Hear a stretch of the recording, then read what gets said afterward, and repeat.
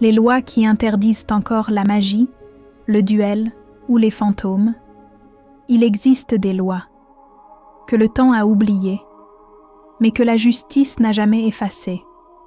Des règles étranges, poussiéreuses, toujours inscrites dans nos codes, comme les échos d'un autre monde. Des lois qui parlent de magie, de duel, et même de fantômes. Absurdes, peut-être, mais elles témoignent d'une époque où le mystère faisait encore peur. En Angleterre, jusqu'à récemment, il était illégal de prétendre parler aux esprits. La loi sur la sorcellerie de 1735 condamnait les médiums, non pas pour invoquer les morts, mais pour faire croire qu'ils le pouvaient. Une façon subtile de punir le mensonge ou la foi. Aux États-Unis, certaines villes interdisent toujours les duels. À Tombstone, dans l'Arizona, il est formellement défendu de dégainer une arme dans la rue. Une trace laissée par les jours sauvages du Far West, quand l'honneur valait plus que la vie. En France, au cœur de nos textes anciens, des règlements évoquent encore la pratique de sortilèges et la trouble de paix publique par invocation. Des formules sorties d'un autre siècle, où la justice cherchait à contrôler l'invisible. Et ce n'est pas tout. Dans certaines régions du Royaume-Uni, il est toujours interdit de mourir dans le Parlement, car quiconque y meurt a droit à des funérailles d'État.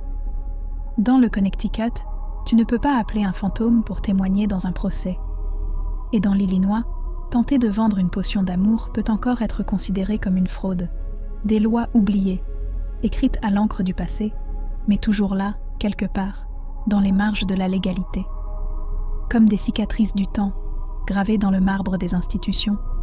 Et si ces lois n'étaient pas seulement absurdes, si elles étaient les vestiges d'une peur collective, celle de ce qu'on ne comprend pas, la peur de la magie, du duel, des revenants, la peur de l'invisible, parce que chaque société laisse des traces de ses angoisses. Et ces textes anciens sont les fantômes de nos croyances. Ils nous rappellent que la raison d'aujourd'hui est née des superstitions d'hier. Alors, la prochaine fois que tu riras d'une loi absurde, souviens-toi. Si elle existe encore, c'est peut-être que, quelque part, on n'a jamais cessé d'y croire. Ici, ce n'est pas le monde qui change, c'est ton regard. En 1604, en Écosse, on brûlait encore les faiseuses de charme, ces femmes accusées d'appeler le malheur par un simple mot. En 1890, en France, un homme fut condamné pour avoir organisé un duel, à l'épée, dans un champ isolé. Et en 1944, à Londres, une médium fut jugée pour avoir transmis, soi-disant, un message d'un soldat mort au front. L'invisible, à l'époque, était une affaire d'État. Abonne-toi pour plus d'histoires comme celle-ci.